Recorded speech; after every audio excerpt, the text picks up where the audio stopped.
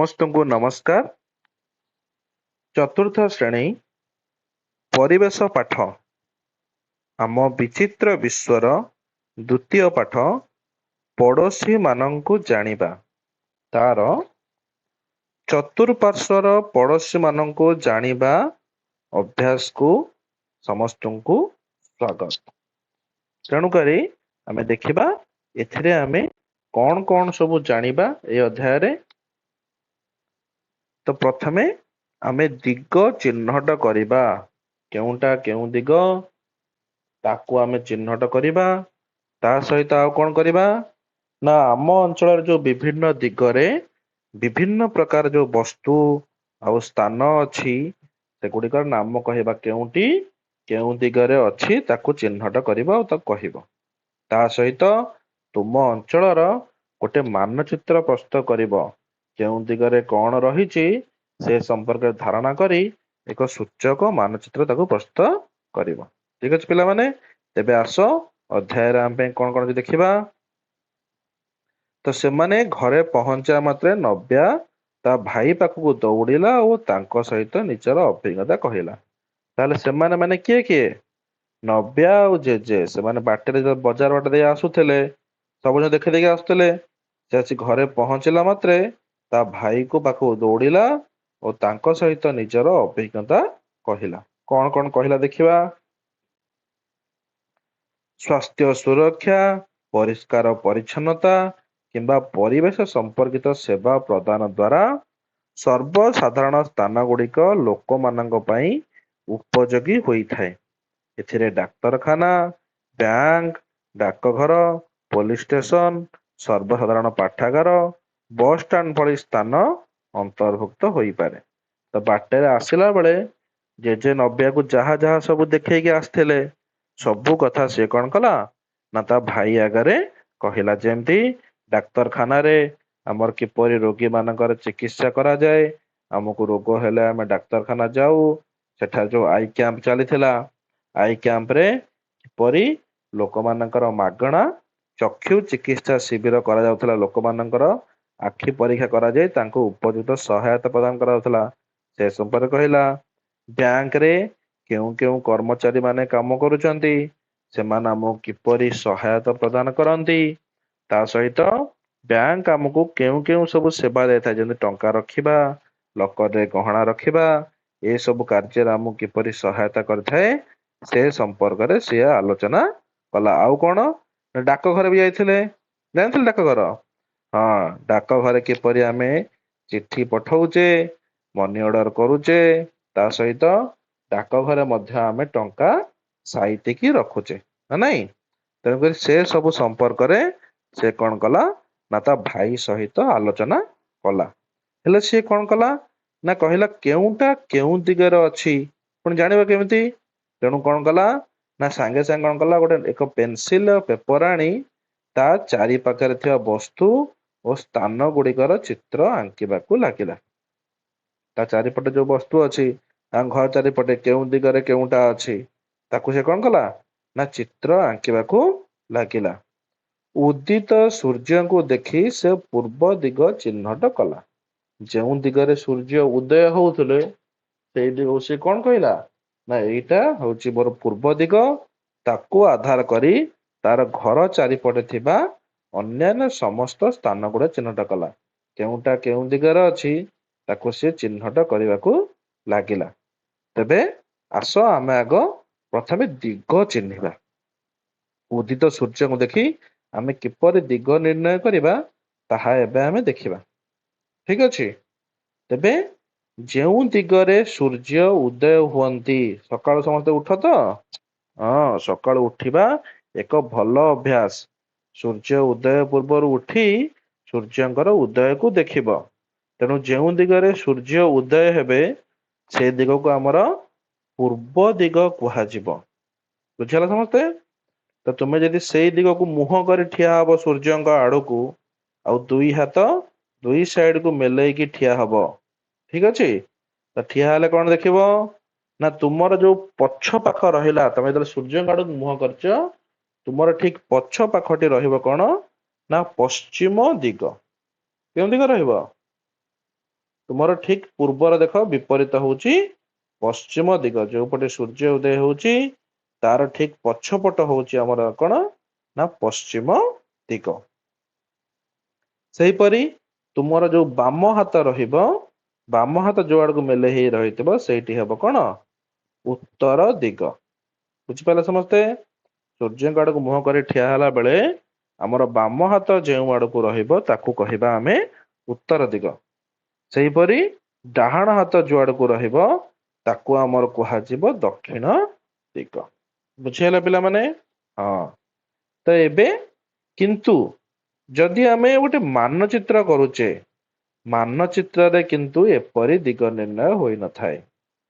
ଠିକ ଅଛି? ମାନଚିତ୍ରରେ କିପରି ହୁଏ ନା ଉପର ପାଖ ରୁହେ ଉତ୍ତର ଦିଗ। ଚିତ୍ର ଦେଖ ସାଇଡ ରେ ଉପରକୁ ରହିବ ଉତ୍ତର ଦିଗ, ତଳ ପାଖଟେ ରହିବ ଦକ୍ଷିଣ ଦିଗ, ଡାହାଣ ପାଖକୁ ରହିବ ପୂର୍ବ ଦିଗ, ଆଉ ବାମ ପାଖରେ ରହିବ ପଶ୍ଚିମ ଦିଗ। ଆସ ଏ ସମ୍ପର୍କରେ ଆମେ ଟିକେ ଆଲୋଚନା କରିବା। ତାହେଲେ ପୂର୍ବ ଦିଗକୁ ଯୋଉ ସ୍ଥାନ ଥାଏ ତାକୁ କାଗଜର ଡାହାଣ ପାର୍ଶ୍ୱରେ ରଖାଯାଏ। ତୁମର ଯୋଉପଟେ ଡାହାଣ ହାତ ରହିବ, ଯେତେବେଳେ କାଗଜରେ ମାନଚିତ୍ର ତମେ କରୁଛ, ତୁମର ଡାହାଣ ହାତ ଯେଉଁ ଆଡକୁ ରହିବ ସେଇଟା ହବ ତୁମର ପୂର୍ବ ଦିଗ କାଗଜରେ ମାନଚିତ୍ର କଲାବେଳେ। ଆଉ କାଗଜର ଉପର ପଟକୁ ରହିବ କଣ ଆମର ନା ଉତ୍ତର ଦିଗ। ତ ଉତ୍ତର ଦିଗରେ ଯୋଉ ଜିନିଷ ରହିବ ତାକୁ ଆମେ କାଗଜର ଉପର ଆଡକୁ ରଖିବା। ଡାହାଣ ପଟକୁ ରଖିଲେ ପୂର୍ବ ଦିଗକୁ, ଉପରକୁ ରହିଲା ଆମର ଉତ୍ତର ଦିଗ। ସେହିପରି ଦକ୍ଷିଣ ଦିଗର ସ୍ଥାନ ଗୁଡିକ କାଗଜର ତଳ ପାର୍ଶ୍ୱରେ ଦିଆଯାଇଥାଏ। ତଳ ଅଞ୍ଚଳ ଯୋଉ ରହିଲା ସେଠିକି ଆମର କଣ ଦିଆଯିବ ନା ଦକ୍ଷିଣ ଦିଗରେ ଯୋଉ ସ୍ଥାନ ଗୁଡିକ ଅଛି ତାକୁ ଆମେ ତଳ ଅଞ୍ଚଳକୁ ଦେବା। ସେହିପରି ଯଦି ଆମେ ପଶ୍ଚିମ ଦିଗ କଥା ବିଚାର କରିବା ତାହେଲେ ତୁମର ବାମ ହାତ ଯେଉଁ ଆଡକୁ ରହିବ ସେଇଟା ହବ ତୁମର କଣ ନା ପଶ୍ଚିମ ଦିଗ। ବୁଝିହେଲା? ତେଣୁ ବାମ ହାତ ଯେଉଁ ଦିଗ ରହିଲା ସେଇଟା ହବ ତୁମର ପଶ୍ଚିମ ଦିଗ। ଆଉ ପଶ୍ଚିମ ଦିଗର ସ୍ଥାନ ଗୁଡିକ ତୁମେ ବାମ ପାର୍ଶ୍ୱରେ ସ୍ଥାନିତ କରିବ। ତେଣୁ ଗୋଟିଏ ମାନଚିତ୍ରର ଦିଗ ଗୁଡିକ ପ୍ରଦର୍ଶନ ନିମ୍ନଲିଖିତ ଭାବରେ ହୋଇଥାଏ। କିପରି ନା ଉତ୍ତର ଦିଗ ଉପର ପାର୍ଶ୍ୱରେ, ଦକ୍ଷିଣ ତଳକୁ, ପୂର୍ବ ଡାହାଣରେ ଓ ପଶ୍ଚିମ ବାମ ପାର୍ଶ୍ୱରେ ଦର୍ଶା ଯାଇଥାଏ।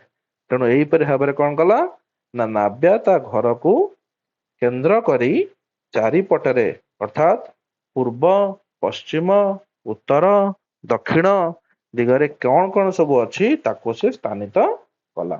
ତେବେ ଆସ ଦେଖିବା ତା ଘରର କେଉଁ ଦିଗରେ କଣ କଣ ଅଛି। ତ ମଝିରେ ତା ଘର ରହିଲା। କେଉଁ ଦିଗରେ କଣ ଦେଖ? ଉତ୍ତର ଦିଗରେ ରହିଲା କଣ ନା ଚିକିତ୍ସାଳୟ ବା ଡାକ୍ତରଖାନା, ଯେଉଁଠାରେ ରୋଗୀ ମାନଙ୍କର ଚିକିତ୍ସା କରାଯାଇଥାଏ। ପୂର୍ବରେ ରହିଲା କଣ ନା ଔଷଧାଳୟ, ଯୋଉଠି ମେଡିସିନ ମିଳେ। ବୁଝିହେଲା? ମେଡିସିନ ଯୋଉଠି ମିଳେ ଔଷଧାଳୟ ପୂର୍ବ ଦିଗରେ ରହିଲା। ପଶ୍ଚିମରେ ଦେଖ ଗୋଟେ ପାଉଁରୁଟି କାରଖାନା ଅଛି, ଯେଉଁଠାରେ ଆମର ପାଉଁରୁଟି ପ୍ରସ୍ତୁତ କରାଯାଇଥାଏ ନା ନାଇଁ? ତେବେ ଦକ୍ଷିଣ ଦିଗ ଯଦି ଆମେ ଦେଖିବା, ଦକ୍ଷିଣ ଦିଗରେ ଆମର ଗୋଟେ ଡାକ ଘର ଅଛି, ଯୋଉଠି ଡାକ ସେବା ଆମକୁ ଯୋଗାଇ ଦିଆଯାଇଥାଏ। ଆଉ ଡାକ ଘର ଅଛି ସେଠି ପଶ୍ଚିମ ଦକ୍ଷିଣ ଦିଗରେ ତାର ଡାକ ଘର ରହିଛି। ଦେଖିପାରିଲେ ସମସ୍ତେ? ତେବେ ନାବ୍ୟାର ଘରର ଉତ୍ତରରେ ରହିଲା ଚିକିତ୍ସାଳୟ, ଦକ୍ଷିଣରେ ଡାକଘର, ପୂର୍ବରେ ଔଷଧାଳୟ ଓ ପଶ୍ଚିମରେ ପାଉଁରୁଟି କାରଖାନା ଅଛି। ତେବେ ଆସ ଆମେ କେତୋଟି ପ୍ରଶ୍ନର ଉତ୍ତର ଦେଖିବା। ସୂର୍ଯ୍ୟ କେଉଁ ଦିଗରେ ଉଦୟ ହୁଅନ୍ତି? ପୂର୍ବ ଦିଗ, ନାଇଁ? ମାନଚିତ୍ରର ଉପର ପଟଟି କେଉଁ ଦିଗକୁ ସୂଚାଏ? ଉତ୍ତର ଦିଗ। ଚିଠି ପଠାଇବା ପାଇଁ ଆମେ କେଉଁ ସ୍ଥାନକୁ ଯାଉ? ଡାକ ଘରକୁ ଯାଇଥାଉ, ନାଇଁ? ହଁ, ଏବେ ଆମେ ସବୁ ପଢୁଥିଲେ ସବୁ। ଆମ ଘର ପାଖରେ ରହୁଥିବା ଲୋକଙ୍କୁ କଣ କୁହାଯାଏ? ପଡୋଶୀ। ଯୋଉମାନେ ଆମ ଘର ପାଖରେ ରହୁଛନ୍ତି ତାଙ୍କୁ ଆମେ କଣ କହିବା? ପଡୋଶୀ। ତମମାନେ ସବୁ ଶିଖିଗଲଣି ଆଉ, ନାଇଁ? ତେବେ ଆସ ଆଉ କେତେ ଶୂନ୍ୟ ସ୍ଥାନ ପୂରଣ କରିଦବା। ସୂର୍ଯ୍ୟ ଅସ୍ତ ହେଉଥିବା ଦିଗକୁ ଡ୍ୟାସ୍ କୁହାଯାଏ। କେଉଁ ଦିଗରେ ସୂର୍ଯ୍ୟ ଅସ୍ତ ହେବେ? ପଶ୍ଚିମ ଦିଗରେ। ପୂର୍ବ ଦିଗରେ ଉଦୟ ହୁଅନ୍ତି ଆଉ ପଶ୍ଚିମ ଦିଗରେ ଅସ୍ତ ହୁଅନ୍ତି। ପୂର୍ବର ବିପରୀତ ଦିଗ ହଉଛି ପଶ୍ଚିମ ଦିଗ, ଯେଉଁଠାରେ ସୂର୍ଯ୍ୟ ଅସ୍ତ ହୋଇଥାନ୍ତି। ଆମେ ସୂର୍ଯ୍ୟ ଉଦୟ ସମୟରେ ସୂର୍ଯ୍ୟଙ୍କ ଆଡକୁ ମୁହଁ କରି ଠିଆ ହେଲେ ପଛ ପାଖଟି କେଉଁ ଦିଗ ହବ? ପଶ୍ଚିମ ଦିଗ ହବ ନାଇଁ, ତମେ ସବୁ ଜାଣି ସାରିଲଣି ସବୁ। Very good. ରୋଗୀ ମାନଙ୍କ ଚିକିତ୍ସା ପାଇଁ ଆମେ ଡ୍ୟାସ୍ କୁ ଯାଉ, ଡାକ୍ତରଖାନା ଯାଇଥାଉ, ଯେଉଁଠାରେ ରୋଗର ଚିକିତ୍ସା କରାଯାଇଥାଏ। ପୂର୍ବ ଦିଗର ବିପରୀତ ଦିଗ କେଉଁଠି? ପଶ୍ଚିମ ଦିଗ ନାଇଁ। ତେବେ ଦେଖିବା ଆଉ କେତୋଟି ପ୍ରଶ୍ନ। ମାନଚିତ୍ର କହିଲେ ଆମେ କଣ ବୁଝିବା? କୁହ। କୌଣସି ଏକ ସ୍ଥାନ, ଗାଁ ବା ସହରର ଚିତ୍ରକୁ ଯେତେବେଳେ ଆମେ କାଗଜ ଉପରେ ଦିଗ ଅନୁସାରେ ଦର୍ଶାଯାଏ, ତାହାକୁ ମାନଚିତ୍ର କୁହାଯାଏ। ତାହେଲେ ଗୋଟେ ସ୍ଥାନକୁ ଆମେ କଣ କରୁଛେ ନା କାଗଜରେ ଦର୍ଶଉଛେ, ତାକୁ ଆମେ ସେଇଠି କଣ କହିବା ନା ମାନଚିତ୍ର। ତ ଚାରୋଟି ମୁଖ୍ୟ ଦିଗ ଆମର କଣ କଣ ଅଛି? ପୂର୍ବ, ପଶ୍ଚିମ, ଉତ୍ତର ଆଉ ଦକ୍ଷିଣ, ନାଇଁ। ତେବେ ଆମେ ସୂର୍ଯ୍ୟଙ୍କ ସାହାଯ୍ୟରେ କିପରି ଦିଗ ନିର୍ଣ୍ଣୟ କରିବା? ସୂର୍ଯ୍ୟ ଉଦୟ ବେଳେ ତାଙ୍କ ଆଡୁ ଯଦି ମୁହଁ କରି ଠିଆ ହେବା, ତାହେଲେ ଆମ ସାମ୍ନାଟା କୋଉ ଦିଗ ହବ? ପୂର୍ବ ଦିଗ। ଆଉ ତୁମର ପଛଟି ହବ ପଶ୍ଚିମ ଦିଗ। ବାମ ହାତ ପଟ ହବ ଉତ୍ତର ଦିଗ, ଆଉ ଡାହାଣ ହାତ ପଟ ହବ କଣ? ଦକ୍ଷିଣ ଦିଗକୁ ସୂଚାଇବ, ନା ନାଇଁ। ତେବେ ତୁମେ ମାନେ ସବୁ ତ ଶିଖିଗଲ। ତେବେ ଆଜିର ଆମେ ଏଇ ଅଧ୍ୟାୟକୁ ଏଇଠି ରଖିବା। ଆଶା କରୁଛି ତୁମେ ମାନେ ସବୁ କିଛି ନୂଆ ଶିଖିଥିବ ନିହାତି। ତେବେ ଆଗାମୀ ଅଧ୍ୟାୟରେ ପୁଣି ଦେଖାହବ। ସମସ୍ତଙ୍କୁ ଧନ୍ୟବାଦ। ଖୁସିରେ ଶିଖିବା ସମସ୍ତଙ୍କର ଅଧିକାର। ନମସ୍କାର।